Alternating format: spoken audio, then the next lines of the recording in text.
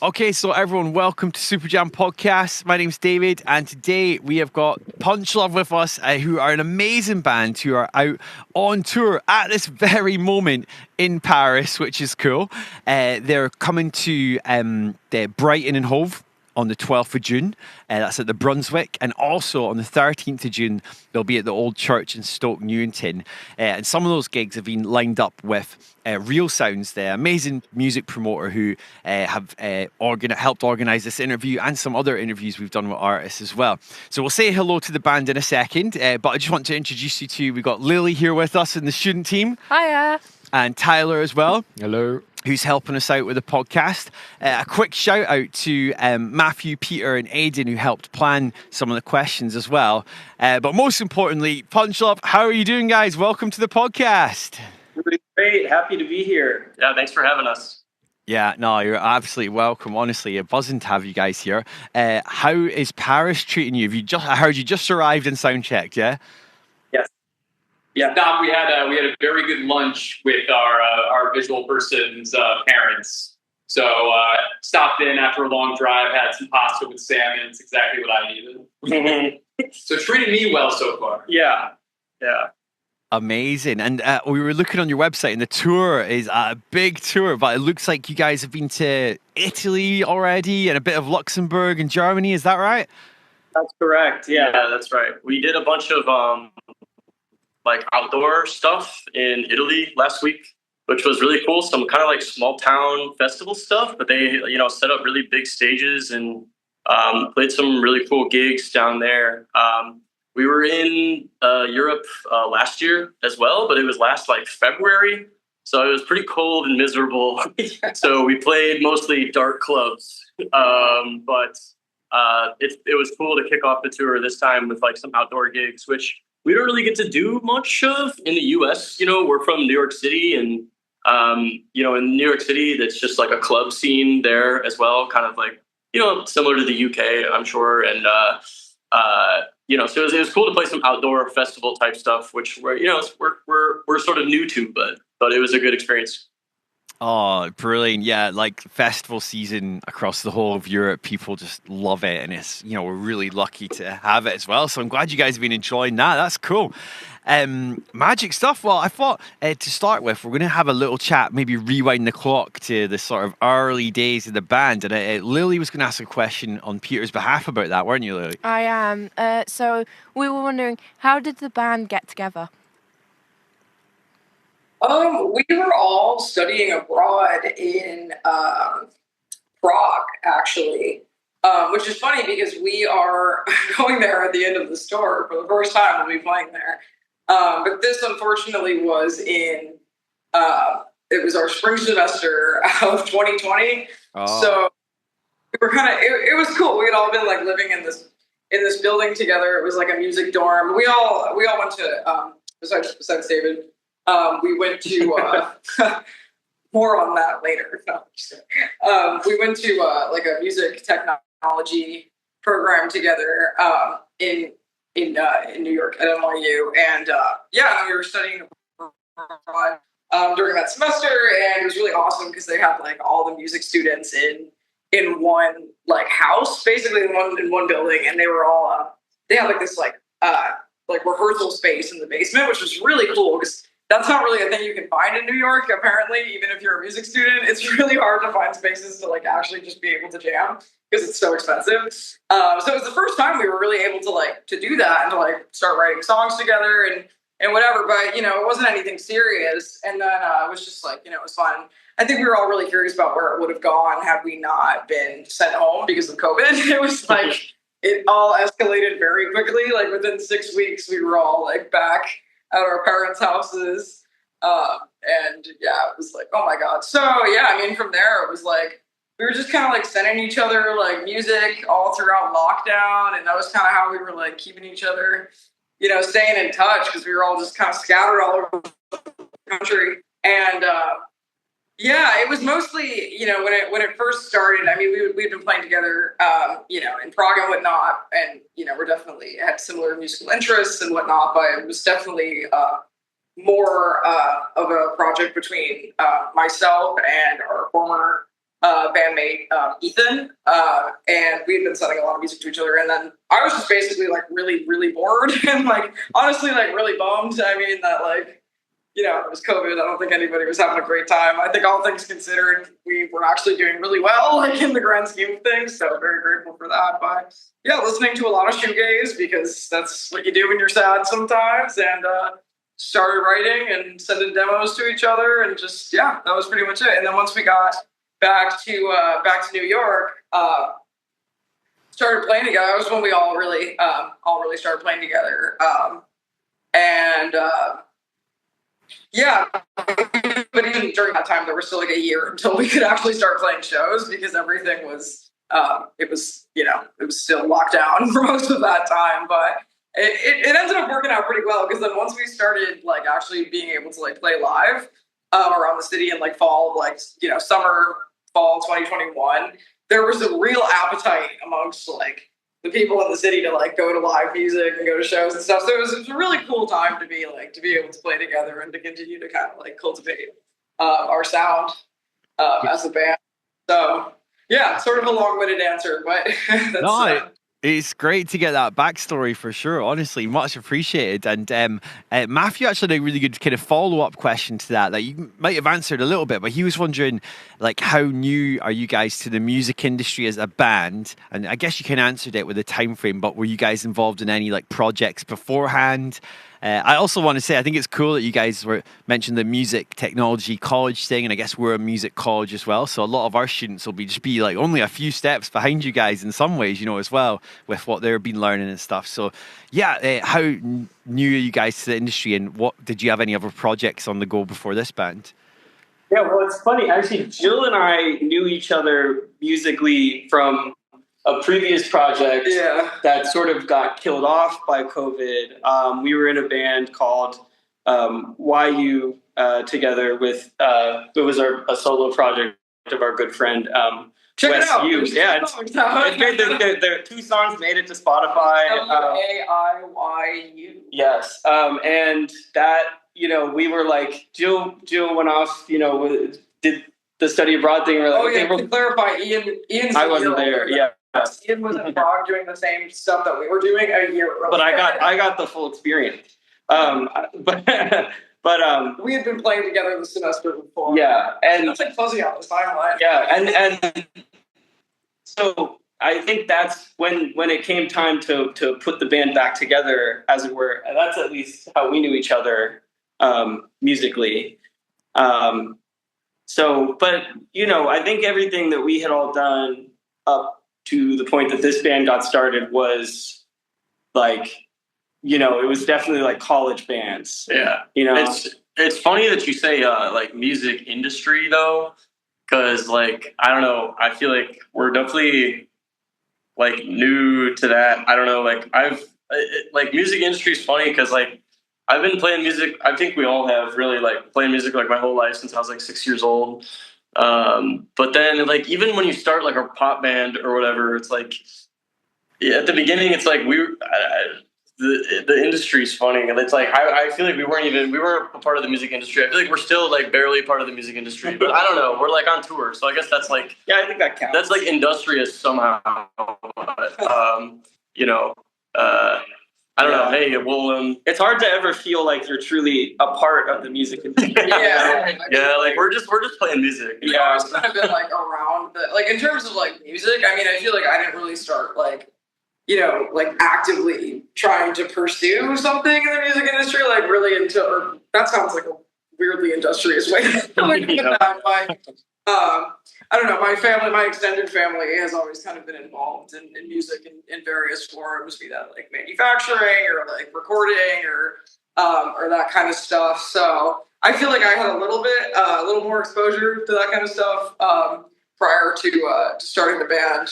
But as far as like actually, it's a very different situation. Like once you actually get into it, though, I don't know. I realized like so many of the things that I thought I knew about how the music industry works or whatever, it's very different from what I'm actually, trying to pursue. There's a very like I don't know. It's very one-sided. We should have our background be that. What are we doing? There's this beautiful wall of amps. Can we? Yeah, here we'll show you the wall of amps really quick. This is Oh a very my god. green room reveal. We should change our backdrop. Yeah, wait, yeah. Let's put the Zoom background on here. The blurred one. Yeah. Here. This is gonna be better, right? Yeah, I think. Well, let me get that out of the looks way, cool. and then we can all pretend like we're an amplifier. Yeah. We've got a wall of amps in the music venue in the green room, which is very cool. All right. Sorry. So, Sorry. You see, Ian started this without us, and then now we're scrambling. So Yeah, no, this is great. We got for this will be on the YouTube. We got a wall amps. You can see it, but if you're on the audio only podcast, it just looks awesome. Yeah, great choice, guys. Sick. Awesome. Well, great answers there as well. And I know it's kind of a funny question because you guys are still a young band, but I guess our student Matthew maybe saw you guys are out on tour, a big European tour, but being from over, in New York City, I guess it's just that sort of level of the inverted commas industry that maybe our students aspire to go out and do something like that, but haven't yet. So thanks for answering that as well. Appreciate that a lot. And one thing we really dug quite deep into some of your tunes and had a good listening session and wanted to chat about some of that. So I've got a few questions. I know Tyler and Lily are going to have some coming up as well. But the first song we took a listen to was Today You Can Learn the Secret, which we all really enjoyed. And we were wondering, where did the idea for that one come from, and especially for the music side of things? Yeah, that one's actually a really funny one because I'm the drummer in the band, and that was only the second song that I wrote the music for. It was after we had done our first album, Channels, and we were trying to kind of figure out where to go next, and we were all sort of sort of imagining how we wanted things to evolve and build. And I think at that time we were all sort of just making a lot of music personally and together. And so for me, musically, that one actually came, I was just sitting in my room at my desk, with a guitar and a bass and stuff on the bed, just picking them, scrambling, picking them up and putting them back down and shooting that one out. And then a lot of the music from that period came together. It started with that seed and that demo. And then I took it to the band and we just started playing it and jamming on it, and everybody kind of threw their own elements together on, everybody kind of threw their own parts on it. It was oh, this could sound good here based on the sort of original framework and sonic world that it lived in, which is honestly how we did a lot of the songs from the first record and from that period in general. It started as a very coherent seed, and then the band sort of brought it into our shared world over the span of a few weeks, or over a longer period of time. And I feel the way that we sort of approach things now, it's not so different, but it's sort of a similar process, but it's just condensed into a couple hours, right, exactly. A couple weeks. Yeah. Because I literally didn't add lyrics or vocals to that until the morning we were. Yeah, it was we need vocals for this. Jill, what do you got? And she came into the recording session with the notebook, it was writing it down. I had cut up a bunch of pieces of paper of things I had written down in my sleep, and I threw them all into a plastic bag.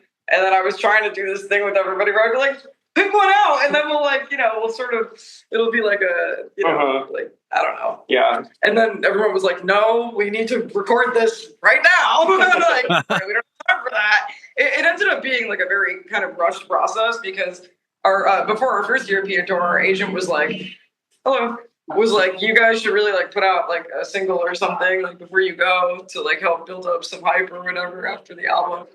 But we didn't really, I don't know, we were okay, yeah, we'll do that. And you know how time is. It's then time passes and you're oh wait, now we need to do that. Luckily our friend Zach, who actually lives in the UK, who works at Real World Studios, he's a cracked engineer, happened to be doing an internship in Brooklyn, and he was had a couple days off, and the studio was empty for a couple days, so he was yo, you guys want to come in and record? And we were like, okay, shit, yeah. I mean, I guess excuse me, I'll say that, but Bleep that out.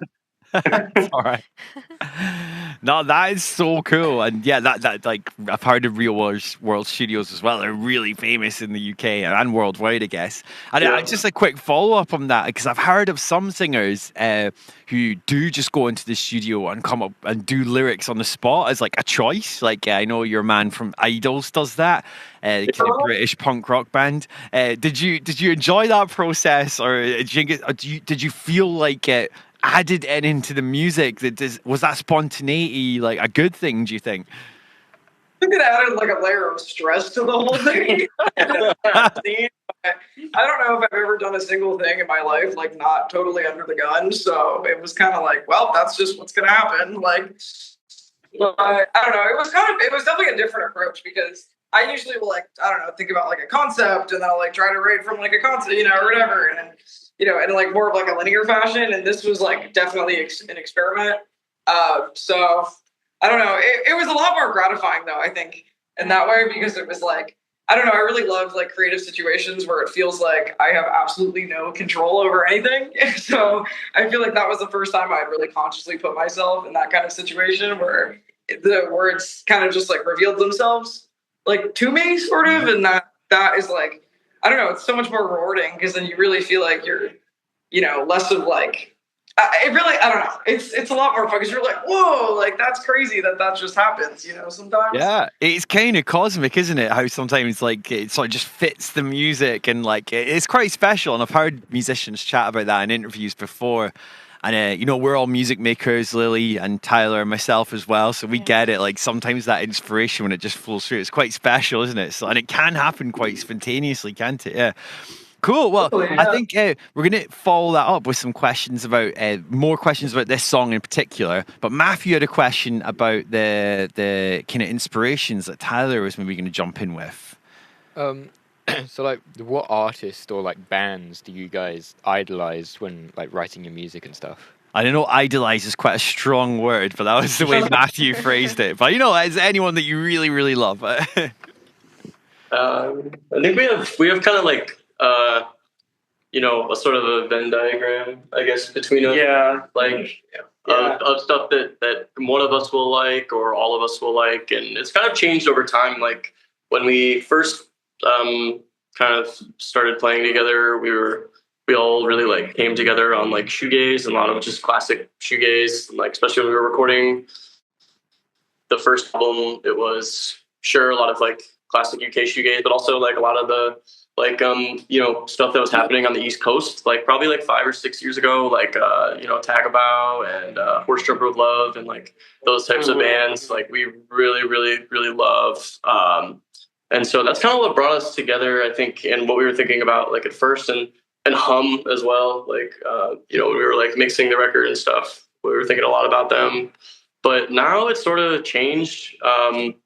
There's been like some, I don't know, like the New York scene, I think, has changed a little bit. And there's like a lot of really cool newer bands who were really like inspired by, who are just, I don't know, inspired by different stuff, like like sort of jazzier stuff. Like that's another kind of like through line with like Ian, Jill, and I is like we all like grew up playing a lot of jazz. Like cool. Yeah, like I've been playing in jazz combos way longer than playing in rock bands, and so I don't know, like we definitely indicates the improvisational nature of what we're able to do to some degree. Yeah, I think like with our live sets too, we really try to incorporate a lot of improvisation and like that we really pull from, I feel like, at least like the standard of jazz a lot. Yeah. I feel like do you mean for like inspiration, like in general, or for like right now? I guess you can interpret it what way you like. I guess talking about right now is a good thing, because you guys are on tour. You got this show that's like the thing of the moment you're working on. So maybe right now, I guess. But if you want to chat about inspirations from like throughout your life, going back, that's fine to chat about too if you want. Yeah. Joey kind of hit the nail on the head with that. I would just say, like, I feel like for the last record, like, I don't know, I listened to this like, I guess I was like moderating this like what would you call it? It was like a Zoom interview. It was a live stream with this composer and performer named Mark Fell. He's actually from the UK. Cool. It's amazing. And this was like maybe like 2.5 years ago now. And oh my God, it changed my life because I feel like he just talked so in depth about like sort of these things that we were talking about a little bit earlier with like creating these situations in which like you can be more symbiotic with chaos and you know, not like relinquishing control and sort of giving the music the opportunity to reveal itself. And that kind of like totally rewired my brain in a way where like I was like, oh my God, like this is, you know, yeah, that kind of like was like a turning point for me where now I feel like so much of the stuff, the whole approach kind of shifted for me at least. And I feel like I started trying to create all of these like Byzantine situations that I think the band kind of presented at first where like we're gonna get in the room and we're gonna write music, but you know, instead of just like, you know, writing music, there's going to be like an obstacle of some sort that's going to make it like a lot more chaotic. So whether that's like, you know, piping in like, you know, the internet or like just, you know, different kinds of things. I feel like, I don't know, a lot of the work that I've been doing for my job, like outside of the band is like involves working a lot with like systems and like algorithmic composing and stuff. And that's kind of like, I don't know, definitely like opened up my eyes to a lot of like possibilities and just unnecessary chaos that I can put these guys through when it comes to writing music. So, yeah, like I don't know, like composers like Mark Fell and like Keith Fullerton Whitman. He's amazing. Like and also just like drone music and stuff too, because I feel like there's that similar level of like symbiosis there and sort of just improvisation, but on like I don't know, it's. Yeah, and speaking it's of a different kind of approach. I feel like, especially growing up, like, having studied music, like it's like, you know, especially like in the U.S., it's so much about like control and mastery, and I feel like in a lot of other parts of the world, it's not like that. It's a lot more about that like symbiotic relationship with the instruments and the other people and whatever. So that I feel like, yeah, those artists have really shifted, I think, a lot of the approach. That's so cool. And that leads us nicely onto our next question, because you were talking about the chaos and the different layers, and that was something we noticed and loved. And Lily's got a bit of a specific question about some of the layers on Today You Can Learn the Secret. Yeah, so this one is going to be a bit funny, but while we were listening to this song on our prep session, I thought I heard some sort of alien meme sample.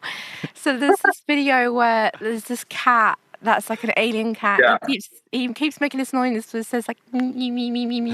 And I was like, did you ever use the alien meme sample in the song? If not, what was the sound in the track?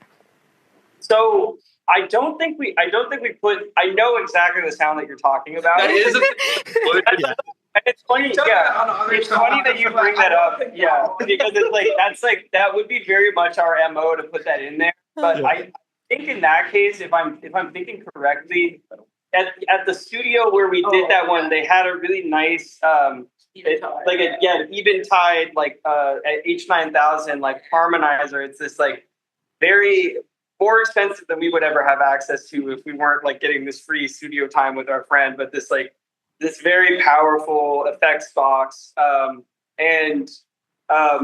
We just recorded some solos. Yeah, we just kind of sat there and kind of punched around on it and recorded and sort of got what came out. And I think that sort of connects to what Jill is talking about with our process, that there is definitely an element of letting the stuff come to you, and less so creating things and more pulling them out of pulling them into existence, creating the situations where these cool sounds and textures can reveal themselves, and that was definitely the case on that record, because we had all this rush. We just had all even outside of the rushes, we just had all this fun gear to mess around with, and it's why orchestrate it when this these alien samples will reveal themselves. And I think it's really interesting that you call that out, because again, that's we definitely love to put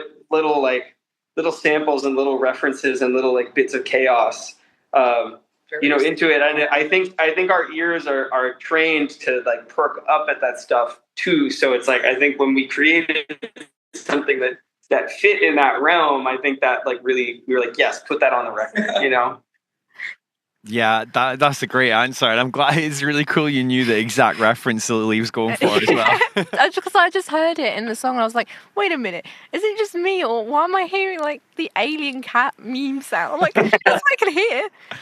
Love Yeah, that. definitely meme sounds in other songs. Like once AI gets good enough to like be able to. Yeah, there's definitely some. Yeah, there's definitely some samples, especially in the earlier material that like, it's like meme stuff. Yeah, like if you pulled it out, you would really be able to see sort of what was coming across our feeds at the time. You can't really hear it. It's just like fun for us. Yeah, right. It's like in there. It's our ear perks up a little. It's like, oh yeah, I remember that video. Right, yeah. Yeah, I really love stuff like that. There's a classic Scottish band, Franz Ferdinand, and they thought we want to put a backwards message on our records, kind of like, in the 70s, it was like seen to be satanic. And the backwards message they put in was like, call your mother, she's worried about you. But it sounded all to her. So they thought it'd be funny to put a really cute reference, even though it was traditionally that was such a wrong thing to do, putting backwards coded messages. So I love all these different kinds of tricks and layers and stuff like that as well.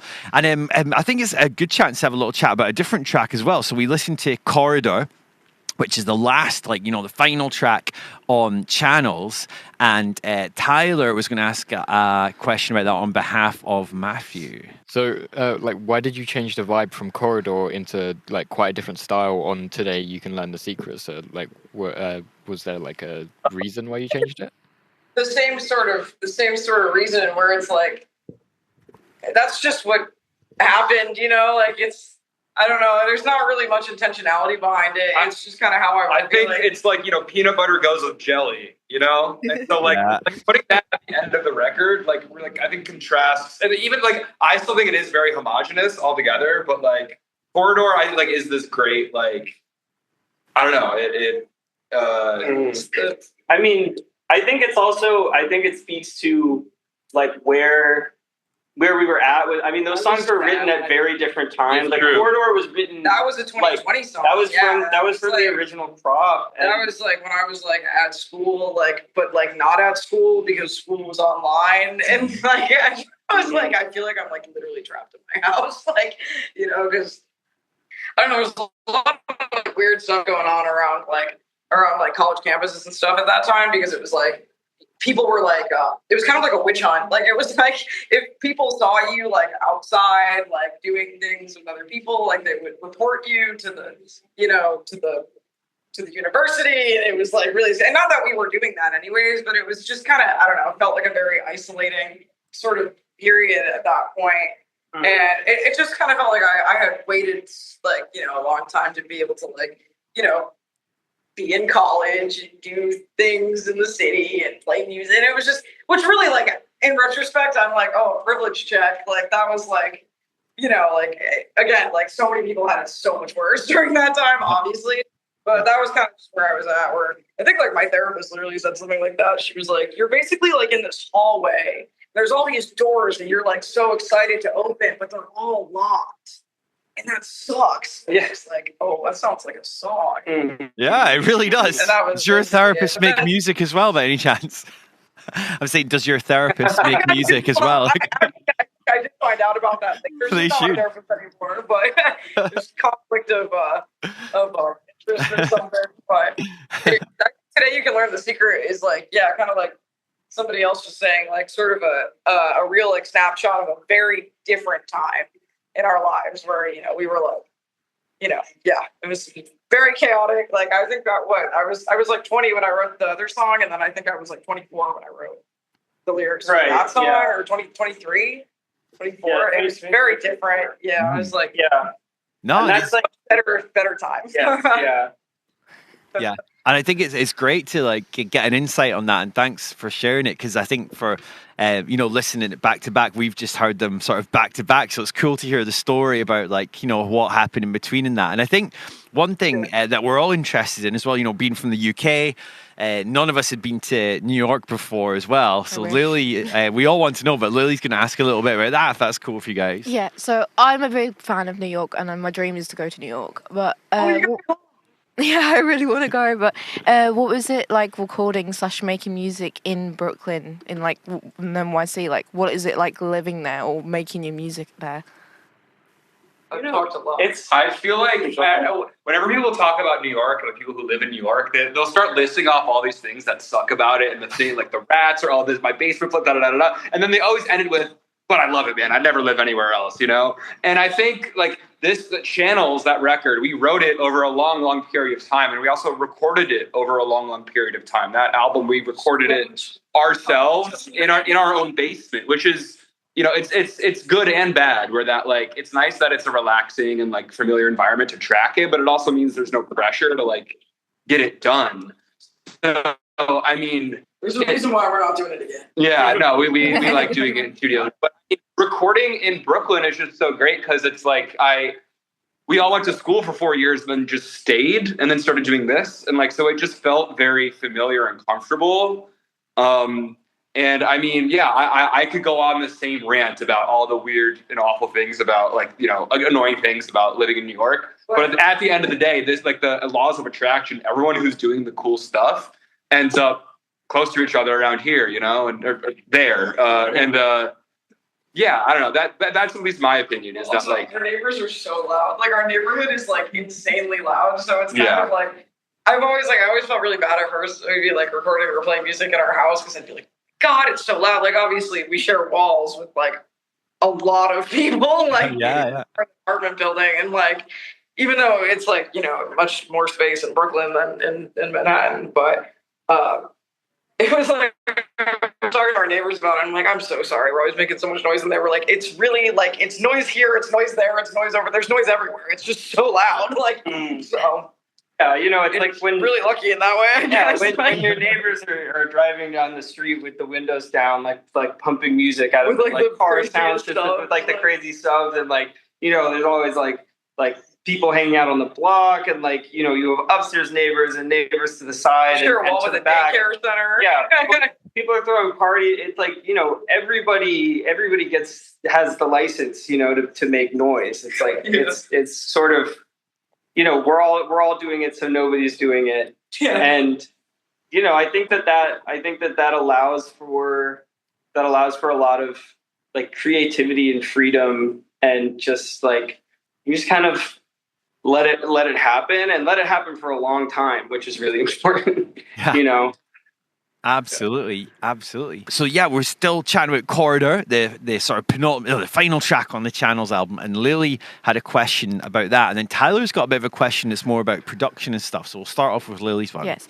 So in the beginning, like you make the music a bit sad, and then like for the rest of it, it's like energizing. But with the sad bit, what made you think of the sad version of the song? Because it reminded me of "Washing Machine Heart" by, I think it's Misky. You pronounce her name, but it reminded me of that song from the beginning, like the sad bit that you created in the song.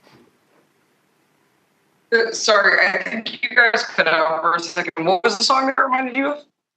Washing Machine Heart by Misky. Oh, yeah. I like that song. Me too.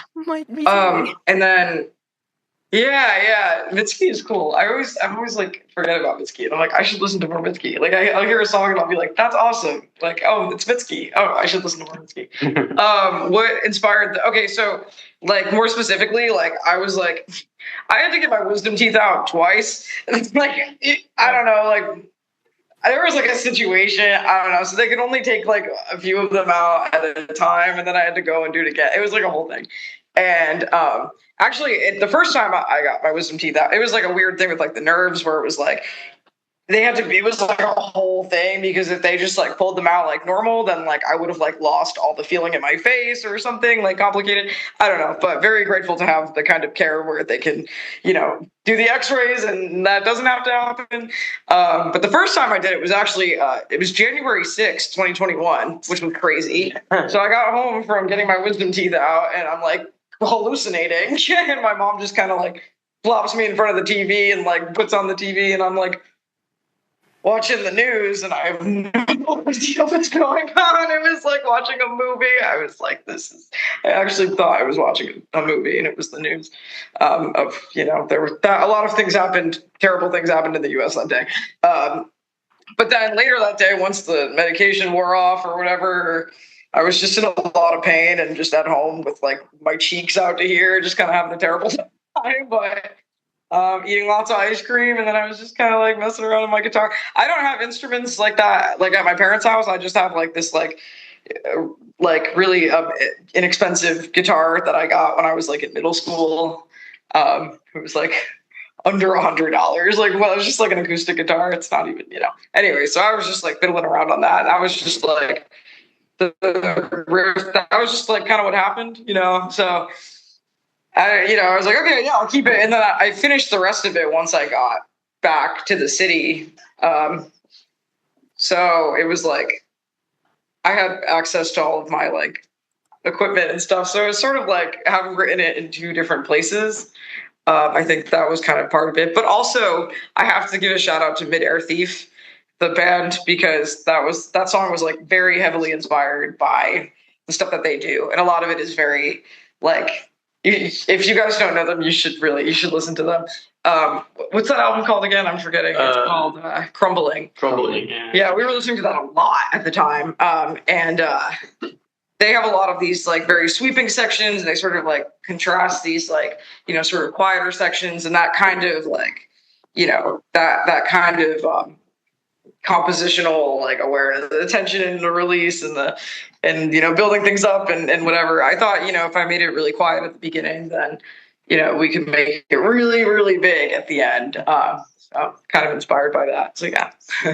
That's cool. That's cool. And I know, Tyler, you want to find out a bit about we all love our recording and production. Like, I know Lily does loads of synth music with me. I love synths, and I play bass, and Tyler loves guitars, bass, production stuff, and we love nerding out. So I think, Tyler, you were going to ask a bit about the production, and you mentioned the effects pedals and stuff. Yeah. Now's a good chance to chat about that, maybe. Yeah. So when I was listening to your music, a lot of it I was thinking of like the band Radiohead and their album OK Computer.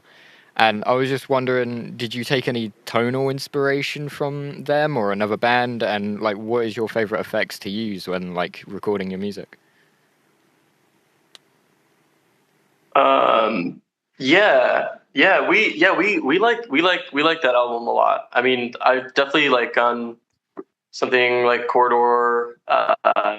You know, we were using. I mean, you were using like that, like a lot of like 100% wet reverbs and stuff with our guitars, and like kind of a la, you know, Slow Dive or yeah, I mean, I guess on OK Computer, you know, they're doing that type of stuff too. Yeah. For I feel like the tonal stuff we didn't draw like quite as much inspiration from, or just like the sort of grandeur of the whole thing, you know, has always been really inspired. Yeah. Well, you know, it's a funny story actually.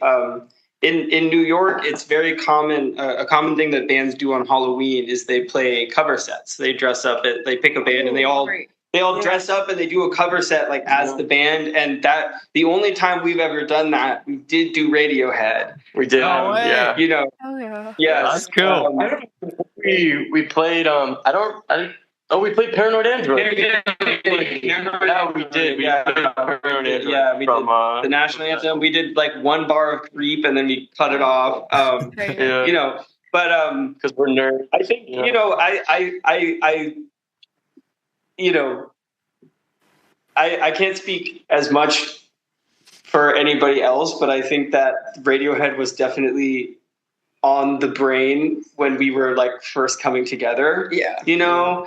I don't think it necessarily comes through in the like specific musical choices, but like, you know, when you care that much about an artist or a work and you've listened to it like so much, it creeps its way in, you know. It's like it definitely like when you're thinking about what do I do next, that question is sort of intertwined with like what does the music that I listen to do next, you know. And so, you know, that music that has had such a big impact like historically for us, like, you know, yeah, it worms its way in the sort of ways that we treat the kernels of ideas that we're working with, you know. More on the nose though. I just realized I was like about to play.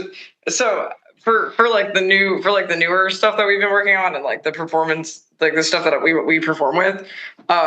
Like, I don't know. I feel like the pedal that I use the most is definitely the phaser pedal. Like the Boss phase shifter. It's like the first pedal I ever bought when I was like, I think like 13 or something. It was like, because I heard I was on Wikipedia learning about Tame Impala, and that was like one of the first things that came out. I was like, oh, guitar tone is very characterized by phase shifting, and I was like, oh my god, I gotta check this out. So so I got one of those, and that's like still like kind of the staple, I feel like, of my board. But that was until more recently where I found out that this guy that I work with, or we work in the same space. There's like a lot of like overlap with, you know, other people or whatever. He actually makes these pedals. He I don't know if I'm supposed to like, I don't know if it's like an anonymous thing. There's this pedal company called the King of Gear. And they actually make these pedals that are like modeled after like different effects that I guess Radiohead is like very known for using. Yeah, he hooked me up with some of those, and I'm like, it kind of changed the game for me. Like, there's this one called the Mini Glitch. Yeah. I had two of them on my board at one point. That in the Pitch Magpie and the Oxford Drive. I love those pedals. Like, not just because like he's my homie, but because like they actually, the Mini Glitch especially, I feel like that was when I got really on like the sort of like stutter, like trancey kind of repetition thing that I feel like has really really influenced like a lot of the newer stuff that we're doing. So it's kind of like, I don't know, you can't like, it's fun to have like pedals that can do that kind of thing, because you can't always like break out like a max patch or something like when you're, you know, it's kind of like, yeah, I don't know, it's like in a much more contained kind of situation. So yeah, I mean, we definitely love our, like Jill and I love our effects pedals. Yeah, I was going to do the downsize for the plane. Yeah, I know. I was going to say for this tour, we brought like our pedal boards it's the same stuff that we use like in the US, but it was a struggle. I had to bring like a huge suitcase, like one of those pretty big ones. And like I just plopped my pedal board into it, and it took up like basically 2/3 of the suitcase. Yeah. So then my pack onto the plane was basically, you know, stuffing my clothes, my underwear, and my socks like in the sides where it could fit around my my pedal board and my suitcase. Airport security doesn't like pedal boards, dude. They look like bombs. Like it's like, at least mine does. It's like ugly. Like it's not. Yeah, because this person over here, I was about to curse, is anti-pedal and is only using this like box that's got, what do you use? I don't even know what's the use. For the bass, I mean, I just run an amp modeler with a distortion and maybe a chorus for a couple of songs, but I'm not the effects person whatsoever. I'd rather make specific noises with the actual instrument. You know, that's what I have. That's what I paid for. You were the effects person the other night. Yeah. I guess your luggage is a bit lighter then, hopefully. Yeah, well, see, the thing is, they made me check the bass case, because I was getting away with murder not having all these pedals. Yeah, right. See, the thing is, though, I actually looked into trying to get one of those. And I mean, I'm sure your students, they're probably hip to all this, because, you know, if they're in audio, they're nerds about, everybody's a nerd about all this, but, you know, like a lot of the amp simulators, they, or like effects simulator things, like, you know, they're great. They sound great, but they don't do things like putting chorus and reverb before distortion and things like that. You can't do that. And so, well, if you get the one that's, you know, 1,000 pounds or whatever, then maybe, but not the $150 thing from a guy on the Upper East Side of New York was trying to sell me. It didn't do it. So bring my whole deal. Yeah. Oh, and speaking of pedals, sorry. I was going to say, speaking of pedals, it totally reminds me of this other thing I was hoping to ask about. Is like guys, your website is amazing. It's like so original. It's got an interactive pedal board on it, a gallery where people can take photos of themselves, and like I was going to say, it just really does feel like an extension of your music artistically. And I was like, how did you come up with that, and how was it made as well? Because honestly, it blew us away. It was so cool. Yeah, it was. So I sort of they actually lied. They studied music technology, but I studied. I was in the same sort of music school, but I was a classical trumpet major, which I don't really do anymore. And I sort of like stopped doing it once COVID hit. Like all of my gigs kind of went away, and so I was sort of bored. So I was like, okay, I'll join the band, I guess, and start playing guitar. And then from there, I had all this time on my hands because I wasn't sort of doing the practice that I was supposed to be doing in school. So I one of my friends, we used to work at the radio station at our college, and one of my good friends who was also a DJ there, who worked there, was a computer science student, and he taught me how to use how to code for web. So do like HTML coding, which is really, really fun, and is a really it's kind of a dying art form these days, because most coding these days, you tell ChatGPT or Grok to or whatever. Maybe Grok doesn't code. But it's actually a really kind of like cool archaic sort of art form to just like build a website with text and GIFs and things like that.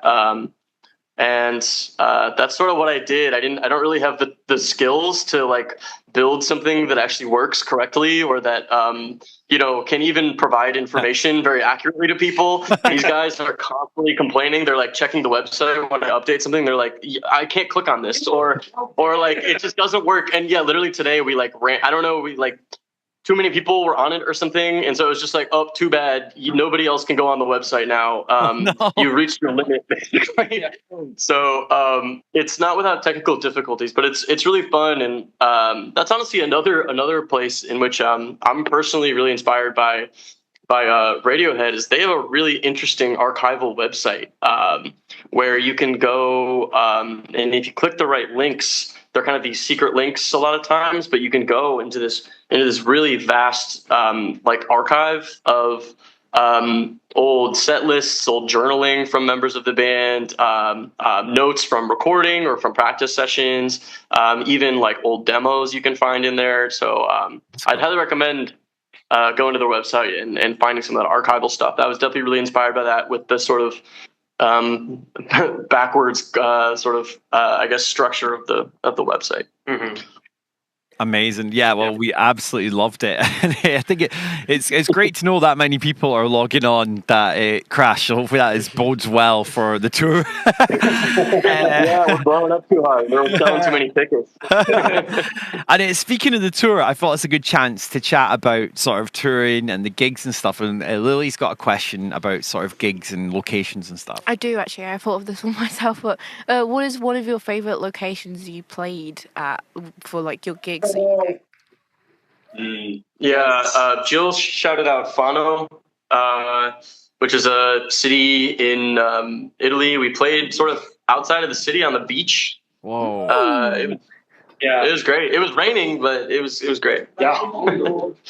Right. Rotan and Luxembourg. Yeah, Luxembourg. Supersonic. Yes, Supersonic, what we're playing now, is wonderful. Luxembourg has a wonderful venue called Les Rotunes. I'm definitely butchering that, but it's an old like train depot or something. But the stage and the whole audience section, it's like kind of like around 1/4 of this like round building, and it's just really cool in there, and really cool to be in Luxembourg, the last Grand Duchy in the world. They have a Grand Duke. It's crazy. They like you guys have a king. They have a Grand Duke. You know, I mean, the last time we were through Europe, we got to play on the MS Stugnitz in was that Hamburg? I think so. In Hamburg, which was awesome. It's like it's fully a boat in the river. I've heard of that. Yeah, we've looked it up before. Actually, yeah, we know that. We have looked that up before. We yeah. did. Oh my god. That's cool. You guys played there. Yeah, we slept on it too. Yeah, they let you sleep on the boat. Yeah. It's amazing, but I mean, really, just the best part about any gig is the people who come, and I think our best shows and our fondest memories have not been because the venues are cool as much as because the audiences have given us the energy and have been receptive to what we do. And that's why Fano is the best of both worlds, because we were on a beach and also everybody was the most lovely and excited. Yeah, it was fantastic. Person that we've ever met. So, that's my answer. That's so good. What you were talking about the audiences is that a good audience especially can really change your perception after a show. Yesterday going into Luxembourg, we had such it was probably the longest drive we've done so far on the tour, and a lot of us, Max and I, we were in Hanover the night before. We stayed out pretty late. We were pretty tired. By the time we got to Luxembourg and we're doing the sound check, man, I was so beat. I was like, man, this is going to be the worst show of the tour because I'm just going to feel like crap the entire time. And then the audience they were just really into it. There was a lot of people there that had been at the previous tour, and they were super excited, and they were really talkative, and we're hanging out. And after the show, it was just it was a totally different vibe. And I was like, wait, this is one of the best shows of the tour. We're having such an amazing night. This is perfect. So the people that are there are always more important than anything else, more important than your own mood as a performer going into the show. Even. Absolutely. Mm-hmm. Absolutely. Yeah. That's the beautiful thing about a band is I feel like you're able to enjoy so much more kind of the experience that you're sort of walking into when you're performing, and the people who you're performing for, because when, there's 5 of us, and when you're in a band, you're kind of taking 5 different elements, you're mixing them together, and then you're creating something that's sort of outside of all of us that I think that because we're inside of it, we don't even fully understand. It's it's we'll never experience what I guess our band sounds like, because we have to play the music or whatever. So it's always cool, touring with a band, because I don't know. It's almost easier to just be yourself and to meet people after the show and make friends and stuff. That's always the most important thing, I think. Yeah.